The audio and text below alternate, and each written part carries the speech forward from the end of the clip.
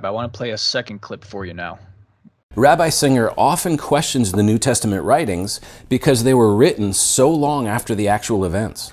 To get a sense of perspective, think about this. How many years elapsed between the Garden of Eden and when Moses wrote about it? Or how about the flood and when Moses wrote about it? Or the life of Abraham?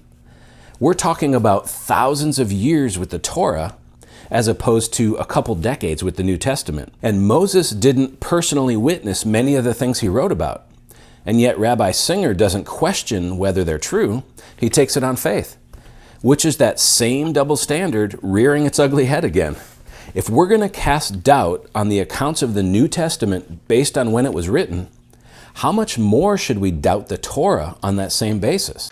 As it turns out, this is another area that Christians widely misunderstand the problem of their truth claim.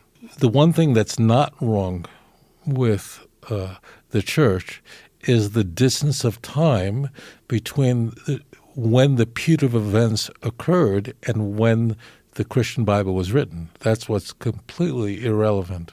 It's not a matter of time. You know, people can write about 9/11 today and they could in 100 years from now. It's not the distance of time. That's exactly what's not wrong about the New Testament. It's not relevant to any of us how far away it was written. What is relevant is its veracity. The problem the church has is unique because it claims that it is a fulfillment of the Jewish Bible. As it turns out, the core Christian claims are opposed by the Hebrew Bible. It doesn't make a difference it was claimed immediately after. I remember this, Steve. I was living in Indonesia. It was late March of 2016. There was probably the best-known preacher in Indonesia, Christian Pentecostal guy. He was called Peter the Great. I don't remember his actual real name, but he was called Peter the Great. He would just fill stadiums. He was huge, big guy. Late 40s. He would pack stadiums. He was like Benny Hinn, just huge, okay? People go, Indonesia? I thought it's all Muslims. It's not. Like 30 million Christians. And many members of my congregations were former Christians who belonged to his congregation. Now, here's the deal. He promised his Christian followers that he was going to take them to Israel, and he was going to take them to the Promised Land, and they should give. And he was a big money guy, like give, like kind of like all these prosperity preachers, same kind of deal. What happened is he suddenly drops dead, and he was a fairly young guy. He was in his late 40s. I remember he was 46, 40. He dropped dead of a heart attack, just dropped dead. And it was like, holy smokes.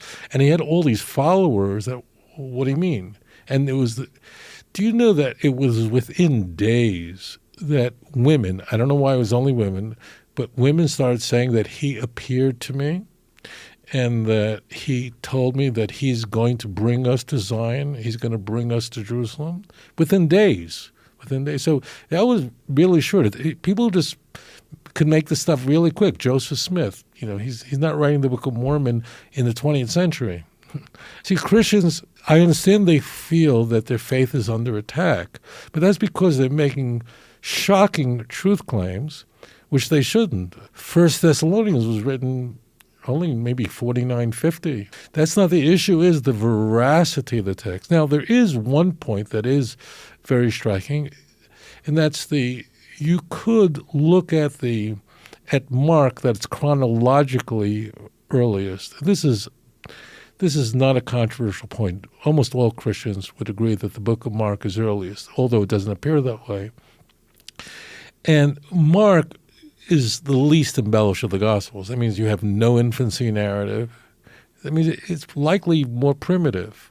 And this bothers Christians. So I understand why Christians are bothered by the dating. But it's not how far away. It wouldn't make a difference if Mark was written 10 years after 30. It doesn't make a difference when it was written. What is striking rather is the order that was written.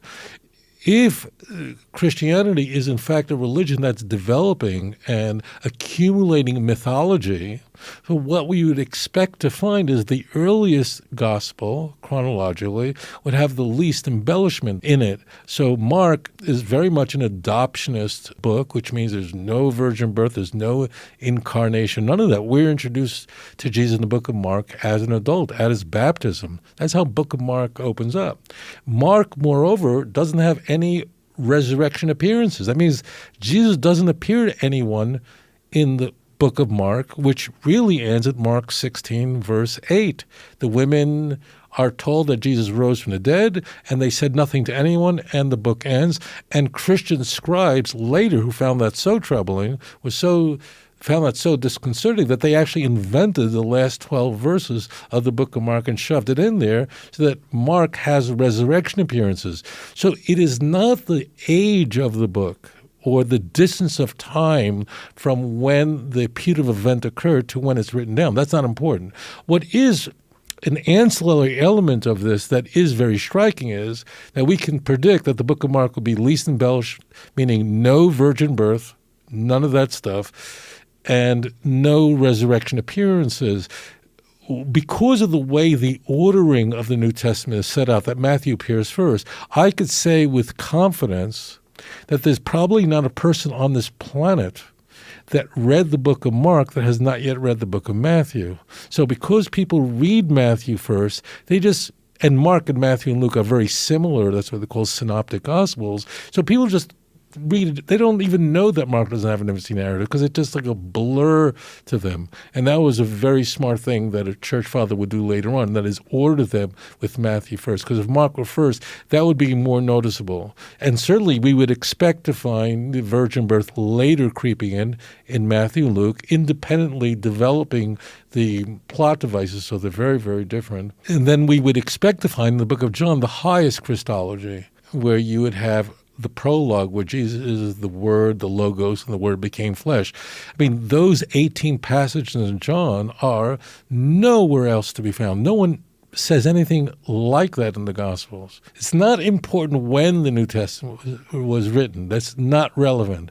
It is very curious that the most embellished gospel is John and the least embellished gospel is Mark. Also, I write about this in Volume 1, that the most anti-Jewish book in the Christian Bible will be the later one. And Mark, although the Jews are culpable for killing Jesus, and Pontius Pilate was a lackey, but we don't have anything where Jesus is telling Pontius Pilate in an conversation that actually you're totally not responsible for this, and the Jews are. The book of John is much more amped up to be anti-Jewish and exculpating Pilate, getting him off the hook. This is the Jews completely, and the Jews literally gave over Jesus to be crucified in John. So that's interesting. And we would expect, as an example, the Gospel of Peter, which did not make it into the Christian canon. And I say thankfully didn't make it in because it's even more anti-Jewish. Thank goodness how much more damage would have been done if the Gospel of Peter had made it in.